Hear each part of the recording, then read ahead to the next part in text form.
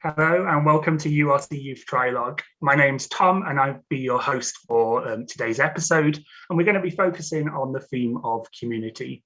As always, we've got a range of panelists who are going to be sharing about their experiences for us this evening, and I'd like to ask our panelists to introduce themselves now. So Katie, could you introduce yourself please?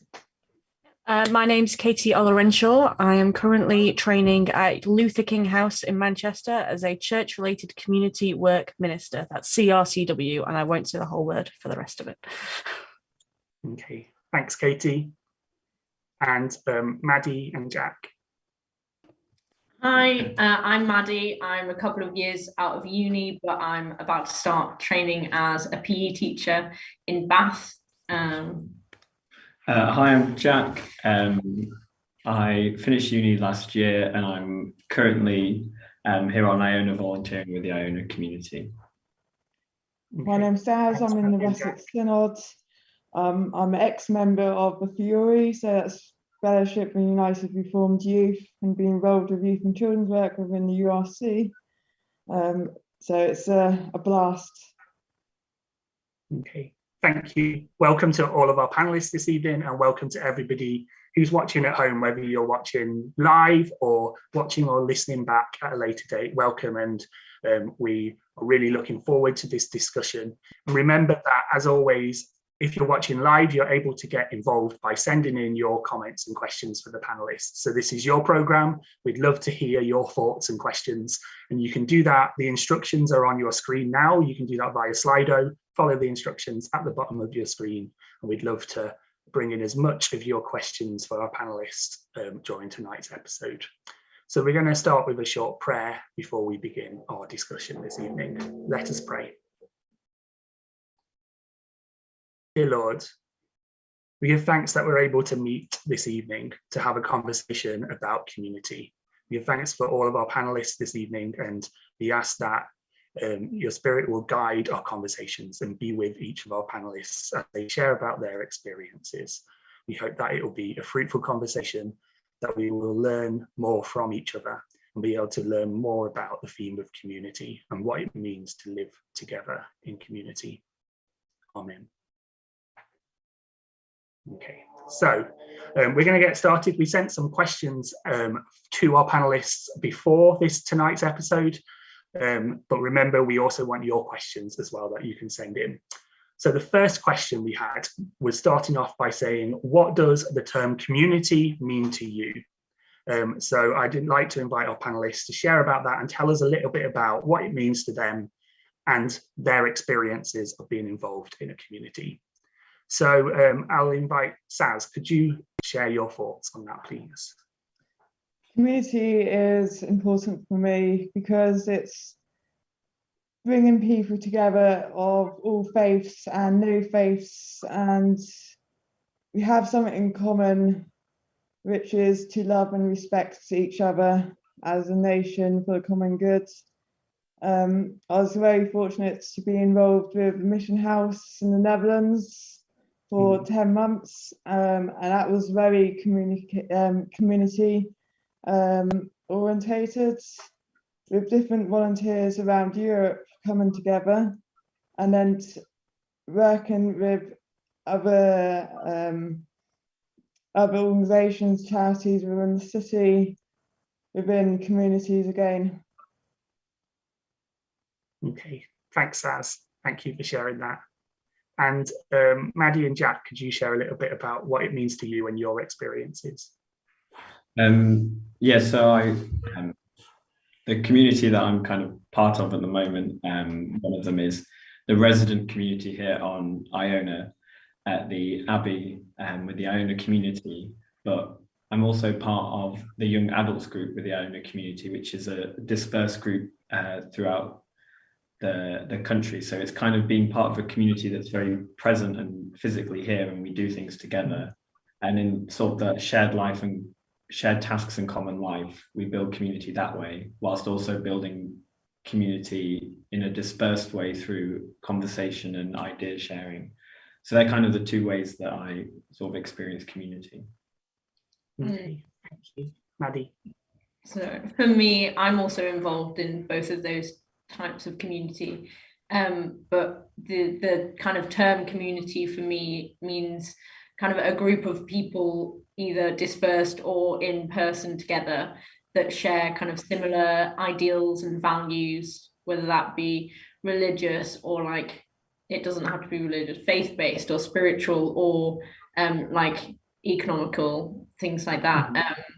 A passion for climate justice, like anything to do with that, similar ideals and values that kind of work together and learn with each other, and like just talk and communicate as a group together. Okay, thank you. Thanks for sharing that. And Katie? I really like what you've all said so far, Maddie and Jack, especially differentiating the local and then the dispersed communities. And I agree, for me, a community is any space, virtual or physical, where people are like sharing mutual support and care and interest, whether it's organized around something like shared values and beliefs or experiences, oppression, interests, geography. And it can be long-term or fleeting. I think this is something we always forget. Well, like a community can exist for a really short space of time and still be just as valid as one with a lot of longevity. And I think we see that especially in places like URC Youth, where they come together as a worshipping community for very short spaces of time, but it has a long-term impact. I think that's really important that we recognise that when we talk about community. Okay, thank you. Is there anything else that stood out for people listening to each other, and perhaps kind of common things, common threads that you wanted to pick on, or anything that you wanted to come back to each other on from what you heard as well, or any questions for each other?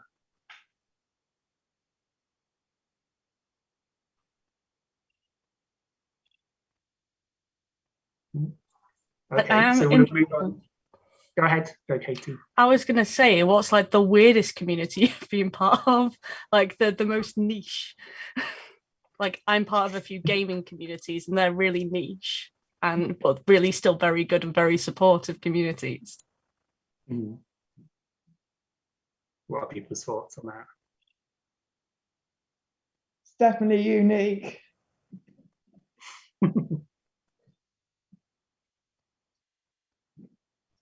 And you said about Mission House, Saz, what, and you mentioned how there was people from different countries. What was the kind of makeup of your group? Is there anything that you learned from being with different people from different countries? So the Mission House residents varied from Europe. So we had 2 from the UK, 1 from the Netherlands, and that was the house leader. We had Hungary, Belgium, Germany, Austria. I think that's all of them. And so 2 of them from the UK was URC. The Dutch leader was Evangelical Free Church, and then the rest of them were all Catholics. So it was interesting and enriching for me to have different denominations and different community styles. You were recommended to go to church each Sunday, and I took advantage of doing that. So I tended to go to 2 Catholic churches Saturday evening, which was very popular for tourists because it was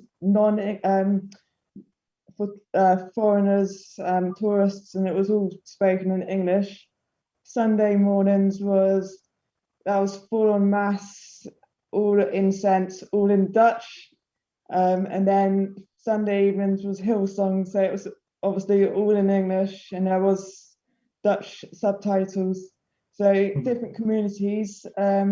I was more into community of the Hillsong with different groups, and also my mentor was actually a congregant that went there, so it was, for me, I could get more involved with Hillsong. So it is, amazing. So lots of different experiences, and even within that year it sounds like you had, again, lots of different communities that you were part of during that time as well. So Maddie and Jack, what is your experience of being in Iona? What would like what would a typical week in Iona be like, if there is such a thing as typical? So we're staying at the Iona Community Abbey. So each week kind of follows a similar pattern with guests arriving, and they come to live in community together, with shared meal times, usually food preparation and chores and things like that, but we can't do that currently. But so each day follows a similar pattern of like meal times, worship. We do worship in the morning and the evening, and then meal times. And the guests have like a program session most days, at least once a day. And then for us as volunteers and residents, our communities like flip, like they change every week because a new set of guests come in. So they come in on Saturdays and then leave on Fridays. So you have this really short space of time where you're getting to know a new group of people, but at the same time it's so intimate because we share meal times with them and we're in the same building and things like that. And it's a strange like vibe, I guess, because you get to know people so well and then they just go away. Yeah. The same happens with the volunteers. So we're not all here for the same length of time. So like this week, we've had 2 staff members who've come to the end of their volunteering time and they've left, but new people have come. So we've kind of got the guest community that we engage with and welcome in, but then we've also got different volunteers who come and go. So it's kind of always changing, which is good as with new people coming in, but at the same time, yeah, it's quite an odd dynamic. Yeah, that's really interesting to hear about. Yeah, like you must have lots of different people coming in and the differences in that meeting different people.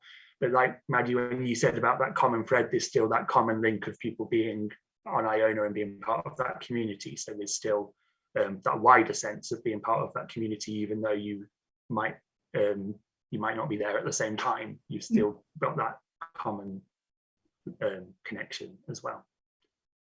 And Katie, it'd be good to hear a little bit more about CRCW, church-related community work, and what that involves in as well in your role as a CRCW. It's a big question. So CRCWs are attached to specific projects. So it might be a project working with refugees or a project working with an aging community. But it's never just with that project, because communities aren't necessarily so singular. They're not an island. They connect with all other spaces around them and things. One of my placement supervisors and I joke that all we do is have a lot of conversations, but they're always meaningful and they always lead to action. And I really like that you brought up meal sharing, Maddie, because that is one of the most forming ways that we seem to be building community with people, is always around sharing food and that time and space where you can be vulnerable and also care for others. Like I said, it's a really big question, but part of it is about the relationship between church and community. And so often we can think of community being what's outside of our churches and them being separate spaces, whereas with the CRCWs, we have to really say, no, we're the same space, we're the same people. But for some reason, because we use this space at different times, we don't think of ourselves as being a shared community. And we're trying to bridge that gap a lot of the time, which is important and good and so fulfilling when it works. Great.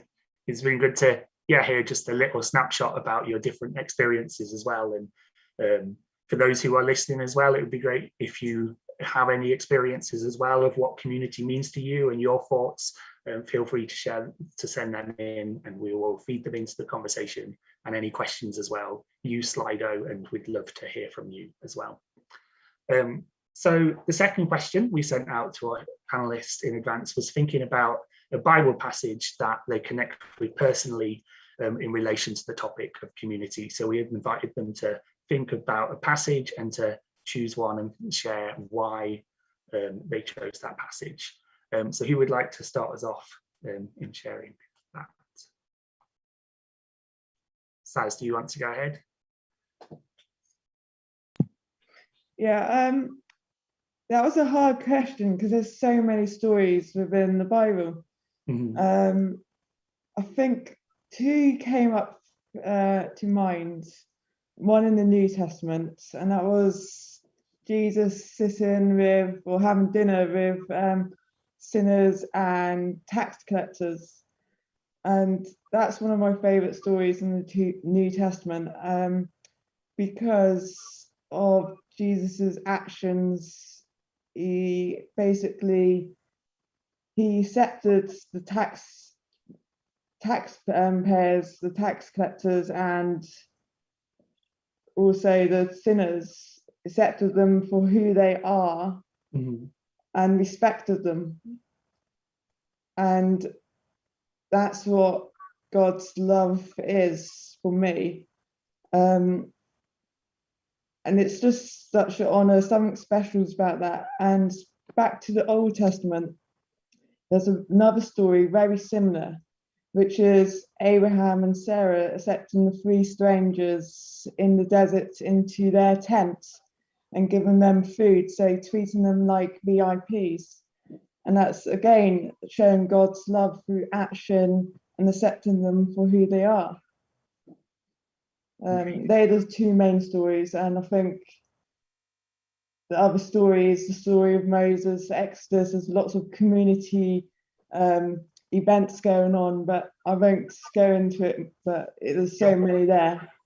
No, thanks, as you said, there's lots that we can draw out. And again, you mentioned that story was about food, as we were saying before, and how food can be part of community as well and bringing people together. So thanks, Az. Maddie and Jack, would you like to share?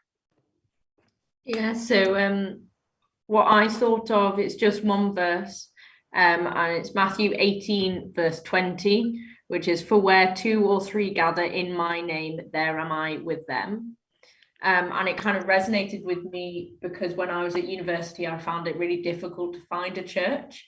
I'd come from a really small village church. My mum's a vicar, so I just went where she went. And I really loved that community that I had there. So then when I left, I find it really difficult to find a similar place where I felt comfortable, especially in a city surrounded by students, which is just so different to all the old people that came from my old church.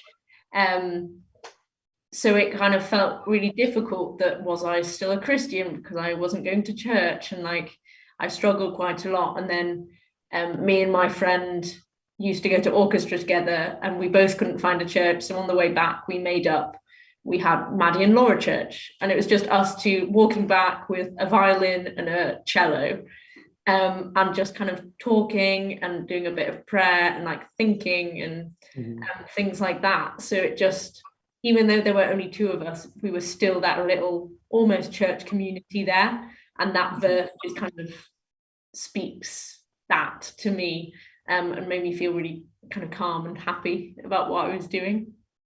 Okay, thanks, Maddie. Thanks for sharing that. Jack, do you have anything to add? I think for me, I'm just going to go for the overarching theme of the importance of eating together, because I was quite stuck on what to say for this question. I'm not a very Bible focused person, and so I was talking to Annie, who's also in YAG, and she was talking about how in sharing meals, which is something Jesus did a lot with his disciples and those around him, we're all very much on sort of an equal level, and like here we all have the same food, and it's just that like radical hospitality and radical inclusion, which you can take from meal times and extend into other areas of our lives. So I think for me, that's kind of where I draw it from, the importance of community being an inclusive space, and also turning that into action. Okay, great, thank you. Katie? Yeah, I found this difficult as well, because like everybody else, it's everywhere in the Bible, and I do feel like the overarching narrative of the Bible as I read it is very much the story of a community going through so many struggles together and maintaining themselves and each other. But there was a passage that basically haunted me through my calling and wouldn't leave me alone, and has continued to do so through training. And I only just realised that it's actually listed as the believers form a community within my Bible. But it's Acts 42 to 47, and it's basically about the people. They sell their possessions, they eat together, they worship in each other's homes, they sell everything they have, and they help the needy in their community, in their space, and they commit themselves to being a fully fledged community, completely reliant on each other. So yay communism and yay community. But yeah, it's a really important passage for me, because it's not just community, it's the early church, and for me that's one of our building blocks for not just church but for kingdom as well. Great, thank you. Yeah, lots of really interesting responses there, and so much, as you said, that we can pull out from looking at the Bible and the examples there about it and as well. So thank you for sharing those too. And again, those that are watching, it'd be great to hear what your thoughts are on that as well. So do send them in. We've had a question come in from our viewers as well. So I'll share that now and invite you to respond. So someone has asked us, how can communities deal with conflicts and disagreements, whether internal or external? So yeah, when sometimes there's conflicts, how can we deal with them as a community? Any thoughts? And one of the things we try to do is presume good intentions, which I think is really good when conflicts arises and you're not quite sure where someone's coming from. And where there is community, there will be conflict, because we're all different people with different viewpoints, and conflict doesn't have to be a bad thing. Of course, there are contexts where it's very bad, but in terms of sort of disagreements, it can promote different ways of thinking and trying to see the other person's viewpoint. So I think it's approaching it in a way that's respectful of both sides, or however many sides there are, and just presuming good intentions and hoping that there's some way that you can resolve it. Okay, thanks, Jack. That's really interesting. That's really good. I'm going to plug the Luther King House for a second, because we have a module on handling conflict within the church and community, and it is a really good module.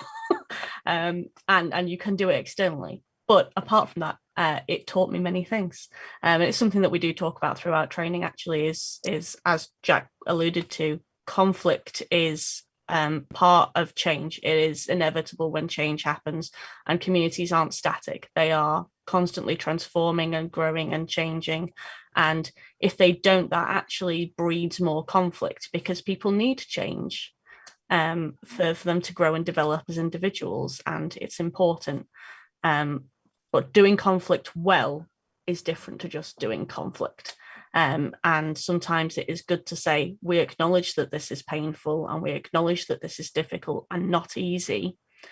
So let's talk about that. Let's be really, really upfront and really blunt and say, this bothers me and it's difficult and I'm struggling with it, and be supportive with people who are struggling, but do not stop what they are struggling against, because a lot of the time it is necessary, especially when you're dealing with it in communities. But sometimes it is struggle against power systems, and that is something that will be a long-term struggle and a long-term conflict, and needs to be done in a way that is holistic and healing as much as possible, but is definitely necessary. Okay, thanks, Katie. Saz, do you have anything to add on that? Yeah, I agree with all of you. I think also to be compassionate to the person, acknowledge the person's difficulty or their issue, and if appropriate, we can always pray with them and seek forgiveness and compassion for that person, and accept them for who they are, and from each negative experience we can grow stronger in our relationships with each other. Mm-hmm. Thank you. And thinking back to Mission House, do you think there was so one of the things that I know they had in Mission House was like a weekly house meeting where people would discuss. Do you think that played a part in in helping to air issues and avoid and perhaps dealing with conflicts? Yes, definitely. I think having a weekly house group or in mission house or team meeting was really good to vent our issues or any concerns or any good news within the community.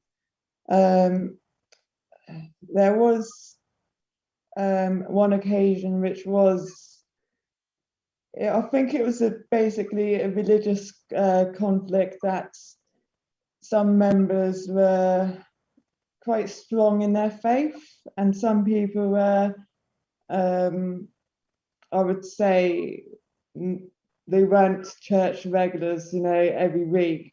So, once a month compared to twice a week. And I think there was conflict with beliefs, and it did have a impact on the house. But I think when venting it out and seeing other people's opinions, we could see their views, why they said it. And I think it did help by venting it out because we can just care for that person afterwards. And at the end of the day, we serve the same God and the same creator, the same source of all things within this universe, and it's for the common good.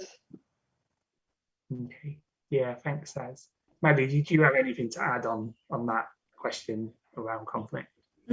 Yeah, I think similarly to you, Saz, we have weekly meetings where we kind of discuss how things have been during the week and what maybe improve and like bring up any negatives. And I think having that open conversation is like really useful, so that the kind of, if there are any disagreements, they don't linger, and then as they linger they get bigger and then they explode and then it's really hard to deal with.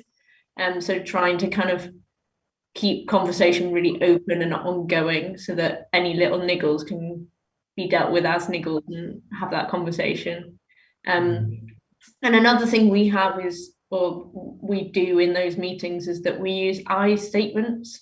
So even though we're a community and we share a lot of kind of ideals and values and feelings, we're not the same person. We're all going to disagree on certain things. So conflict is kind of natural. But we don't assume or presume that other people think the same as us. So when bringing up like different things, we say I think rather than we think, or like assuming that thing, which I really like. Yeah, that's something I've heard some people use that when they've been in sessions where they've said encouraging people to use those I statements and avoid things like, so that you're not grouping people together. So like when you hear like, as a Christian, I believe, but then actually like we touched on earlier, there can be such a broad difference of different theologies of people and not assuming what things would be for others as well. So, yeah, I like that, using I statements. Yeah, it's really good for keeping you in the first stage of conflict. So there's like 4 to 5 stages, and 4 and 5 are pretty much irretractable conflicts that will just lead to separation. And level 1 is where you are like, these are beginning to irritate me, and let's get that out in the open. The thing about 4 and 5, we often look at them in a really negative state as well when it comes to conflict, but we forget that part of the Christian story is resurrection after death. And that sometimes conflict will lead to the end of what our community was, but that leaves room and growth for a brand new thing to occur. And I think that's one of the greatest and strongest points of Christian faith is resurrection, not just in ourselves and in Jesus, but in all aspects of our lives that we really need to embrace. Okay, thanks. Any other final thoughts on that one before we move on to some of the questions? Okay, so we've had another question coming in around rules in community. So saying that all communities would have rules. What would be your rules for community? if you had like a guideline or a rule for community, what would you put in place?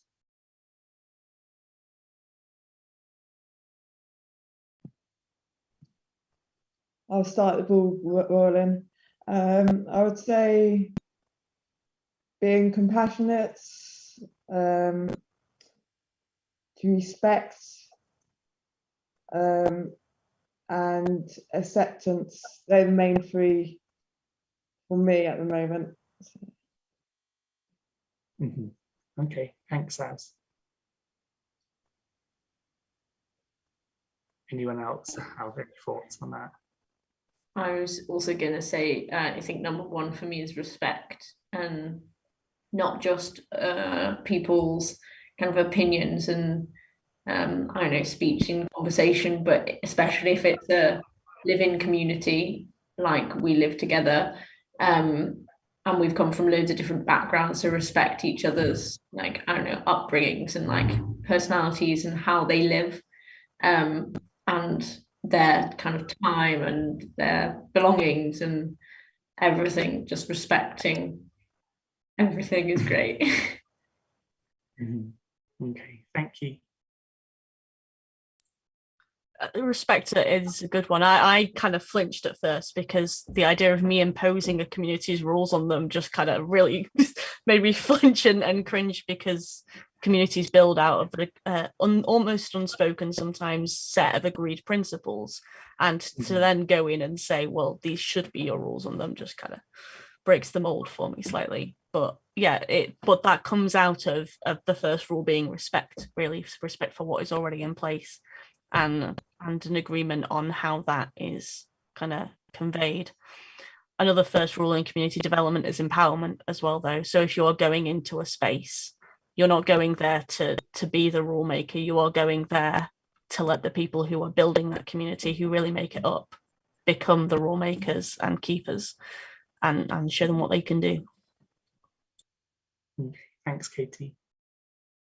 Any other thoughts on that one? Yeah, just to kind of echo what Katie said.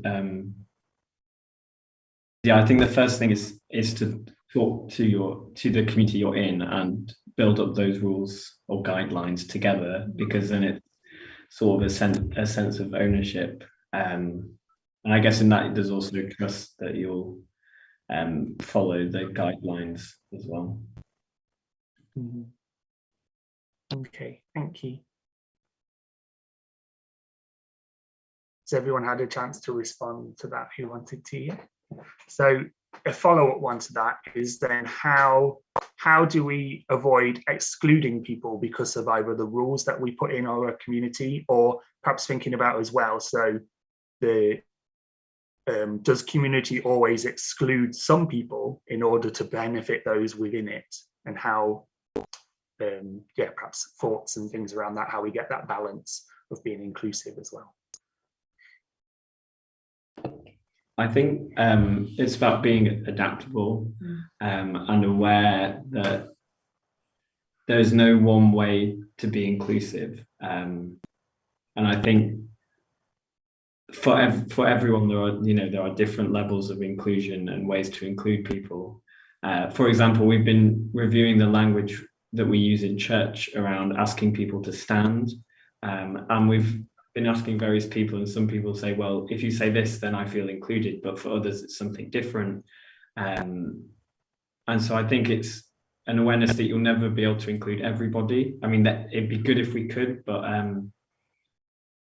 so I think if you go in with that intention and the willingness to learn and be adaptable as new people join your community and you find new ways of including them, and I guess that's maybe saying we don't have rules, but we have these guidelines or rules that work for us now, but that they could change.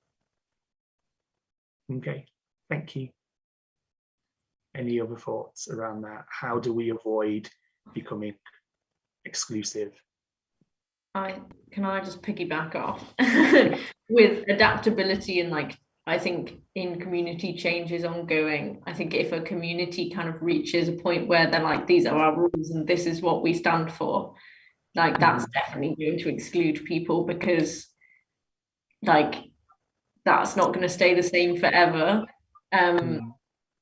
I don't think I explained that right, but in the Iona community, it was created, a lot of the members that are currently kind of 70, 80, they started it when they were kind of 30, 40 or 20, 30 even.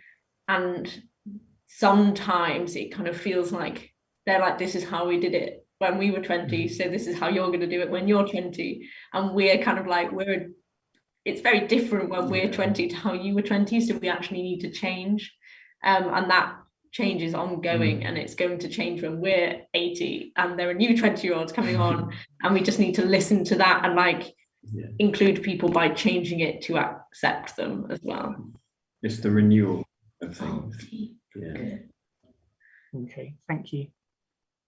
I think for me, I would say the language. I think stripping it right back to the simplicity of the words, to be more childlike in how we speak and the words we use. Because I think if we use words which was like Christianese, you know, with certain Christian words, I think it may, you know, put off people who are not from a Christian community.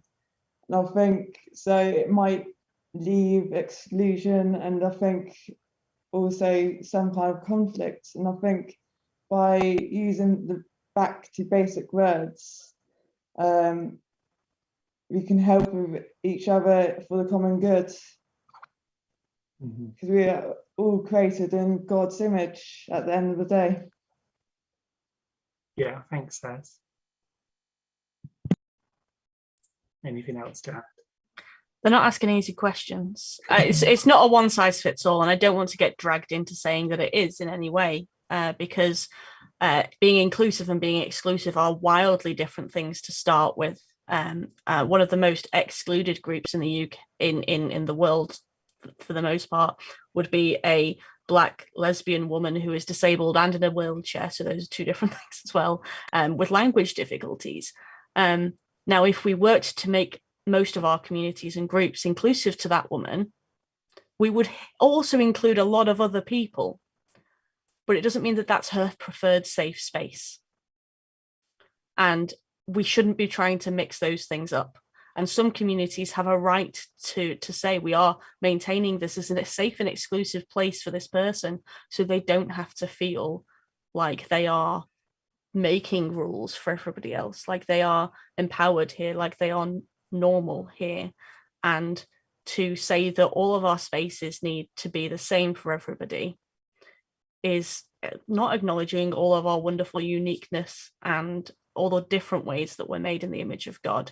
And I think if we all stop and think about our different communities, we know whether or not they're inclusive or exclusive and what needs to change in those spaces. It is about the compassion and consideration that we've been talking about throughout. And that sounds really lectury and things, but I do believe it's true. And I wouldn't try and make my women's shelter inclusive to men. But I love my open community group that is incredibly inclusive to all different kinds of people. Yeah, thanks, Katie. Anything else anyone would like to add on that point?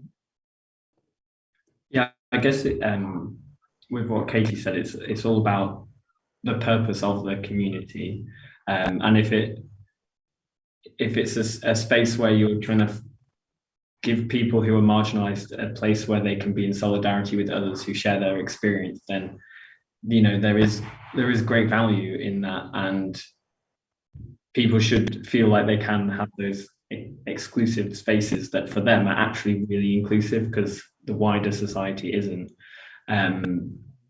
And just that, yeah, I think that's okay. And having a community where you share their experiences that you don't find elsewhere, it can be really important and like life-giving for people. Okay, yeah, thank you for all of your thoughts on that, and thank you for those who sent in the questions. It's been really good to hear from you as well. So I wanted to ask another question now. to think about some of the examples of community that we've been on. So where have you seen community at its best? Can you share any examples or stories of community at its best? Katie, I can see you really nodding and looks like you've got something to share. I'm really, really passionate about my first placement, where we formed a group called Friendly Fridays. It sounds really, really cheesy at times and things, but effectively there was time on a Friday, the whole day, to open the community centre and just have it accessible to anybody who wanted to come in and find somebody to connect with, because social isolation pre-pandemic was still a huge issue. Loneliness was killing people post. It's worse. But still, it was like, we can do this. We've got the space. Let's do it. We built it around the 5 ways of well-being. And we said that, we'd really hope that by the 6-month mark, we had maybe 20 to 30 regulars. And within like a month, we were hitting 50. And the people who came, for me, one of the things I really wanted to see was the people who were coming, taking ownership of the space, becoming the volunteers, running it, saying what they wanted. And that happened within that 2-month space. And now going back to it, people are just so happy to be there. People who would never have met or have nothing really in common apart from the shared space are driving each other to the shops, meeting up for a coffee on a Tuesday, or supporting each other as they go through big life changes and things. And it is the most welcoming space I have ever been in. And I've looked at my my Facebook feed, and I had a note from like 2 years ago when I was leaving. I was like, I'm really sorry to be leaving this place. You never leave this place unhappy, even if you started the day in a really bad space. And it's something I'm just incredibly proud of and love, and will shout to high heaven about, because it's also a really transferable model and it's just beautiful. Thanks, Katie. It sounds like a really great example and a good community to be part of. Who would like to go next? Me. There's hundreds of stories I could mention within the UK and the Netherlands, but I think this time I will speak about one of the projects in the Netherlands, which was the Struikelingers, which was a musical lunch. So there was a lot of people with addictions, alcoholism, homeless, and so on. And so Friday mornings they would come to the basements of this building, and we would socialise, chats. We would have lunch with each other, and then to top it off, we played songs, Dutch songs, English songs, Jamaican songs, any songs from around the world. We'd sing in English, Dutch, or the national language of any of these countries. It's just amazing seeing all these people coming alive, singing these amazing songs around the world with so many traditions. And as a musician, I actually loved it, because just using my gift from God, glorifying him and honouring him while I was working with it alongside these people who are in greater need of myself. So taking them under our wings as leaders and spreading God's love to them. And we had opportunities to visit different places around the Netherlands with this project, and also Belgium. And so I can name you a couple of things we did with that project. So one of them, we went to do a food bank in a school at the south of the Netherlands, and we did I can't think of the word, a surprise mob. Is basically there's a food bank, and so we did this big surprise. So we were queuing up with these people who were using the food bank in this big school playground, and then we the trombonist started to play the song, and then all of us started singing. So it was a big surprise for all these people, and had a chance to visit Belgium, the south of the Netherlands. And then the second event we did, which was very powerful for me, we visited a prison complex outside Amsterdam, and for me, I never visited a prison complex before, always seen one in real life. And it's just amazing how big it was, with 5 big towers with men, women, families, with, it could be petty crimes, thief to homicide.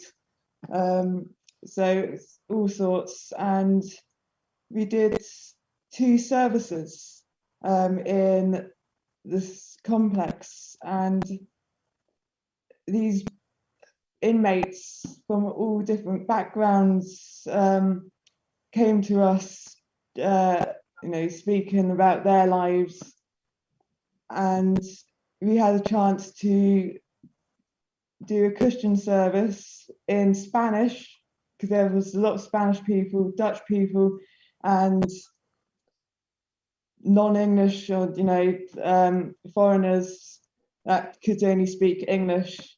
So it was 3 languages in these 2 services, and it was mind-blowing. It's a very special moment, and I would keep that in my memory for the rest of my life. So yeah, it was a gift. Yeah, thanks. It's good to hear those different stories as well. Thanks for sharing those. And Jack and Maddie, have you got any examples then of where you've seen community, especially any stories to share? What jumped to mind was quite simple for me, but last March 2020, I went to the Student Christian Movement Weekend, which is a weekend where students from across the country just go, and it's based on a theme, and it's just a really nice group of young Christians who can meet together and meet people from all over the country. And I arrived late because I was working until kind of midday on the Saturday, I think. And I walked in, and I'd never been to any SEM event, so I knew a couple of people, but not many, so I was quite apprehensive. And I walked in the middle of a panel, so they were all facing away from me. But as I walked in, I noticed that so many people had knitting. And I'm a big knitter, and it helps me concentrate. And a lot of the time I feel a bit uncomfortable about whether I'm going to be accepted knitting, because it does help me, but it looks like I'm being rude. And there were just so many people knitting, and I was like, this is a space that I automatically feel welcome just by what other people are doing, and a space that I really want to be a part of. And that just made me so happy. That's really great. Thank you. You mentioned, so Student Christian Movement, SCM. I know that's something where we've had some links with URC Youth with them in the past. And I was thinking of you, and you were talking about going to university and finding church community. Maybe think about, our listeners, some of our viewers might be preparing to go to university for the first time later in a few weeks. And SCM could be an organisation to look at, and getting involved in organisations at within your university where you can find that community as well. So thank you. Jack? We didn't plan this, but I was also going to talk about that weekend, because it was an awareness that was the only time that group of people would meet. But over the weekend, we formed such a strong sense of community, which in hindsight has become even more special because it was right before the lockdowns came in. And it's just, there's that weekend where part of SCM met, but then there's the national movement, which I've been involved in for a few years, and it's just such a valuable community because it's a student Christian organization that's explicitly inclusive of LGBT people, which was for me a big thing, was finding a space where as a queer person I would feel welcomed, and SCM provided that space and facilitated that community. And not only that, is that it's very focused on social action and justice and putting our faith into action, which for me are two like very important things: inclusion and peace and justice. And that weekend was kind of just a gathering of people who all felt the same, and that's very empowering. The automatic mic's just gone off again. I'm sorry about that. Yeah. It's fine, we can still see you. But yeah, I think I had finished. That's great.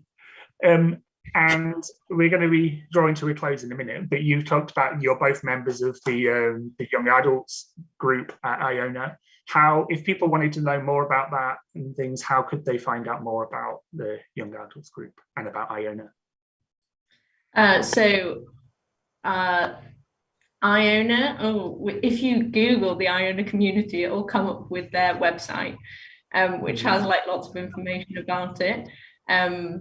But we also have Twitter, and the young adults group specifically has our own Twitter. We're not very active. I think I'm in charge and I'm not very good at Twitter, but we do have one. So you could follow that. And we do like some live streams and stuff from the church, which goes out on the Twitter. Yeah, it's just a space for young adults who share values of justice and are interested in the Iona community as a wider organisation. So yeah, I'd say probably the website iona.org.uk is the best place. Okay. The Twitter is @IonaYag. So the full plug is done. I didn't even know that. Thank you. Yeah, so do check that out as well. We will share things as well on the Trialogue Facebook page so that people can find out where to go. Saz has talked about Mission House as well. Mission House has actually come to an end in 2019, so there aren't.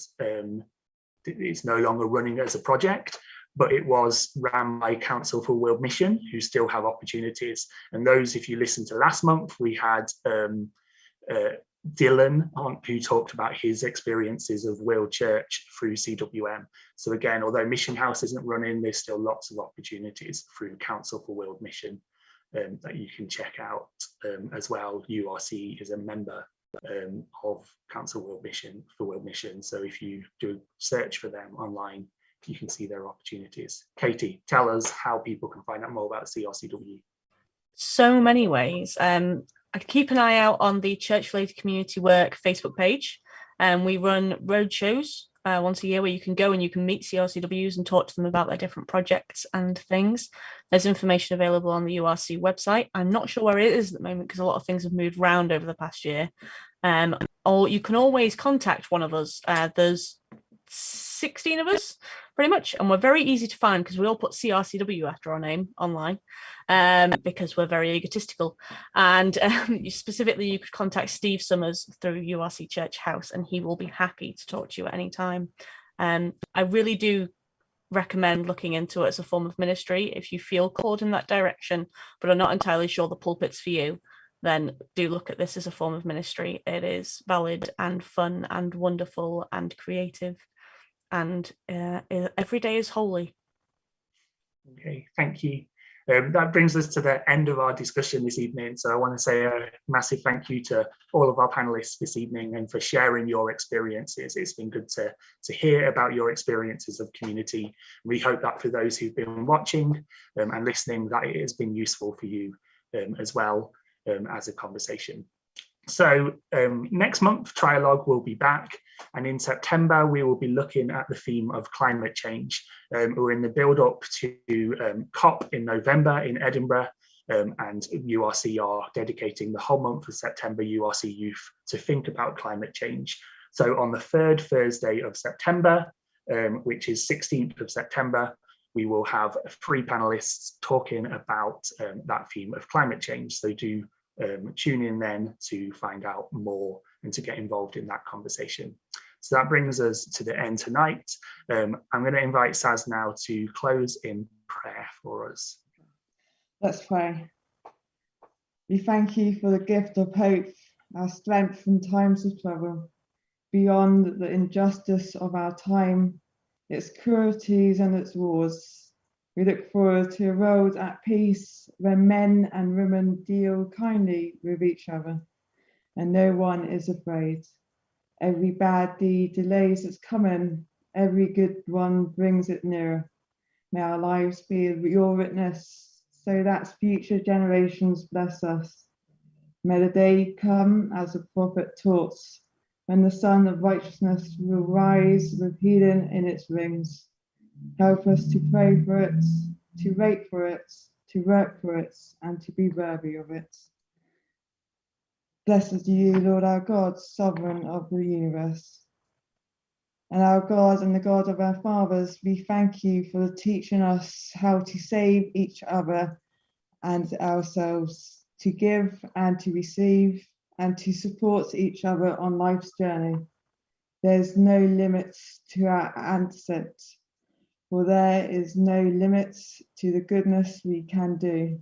There's no joy we cannot have, for there is no end to giving. There's no heights we cannot attain, for we were created to need each other's love and understanding. The doors of heaven are open to all mankind, so let us share our blessings and enter it. Blessed God, whom we are called to bless, and blessed to be the God whom we are called to bless forever and ever. And let us say, Amen. Amen. Okay. Thank you, everybody. Thanks for watching, and good night.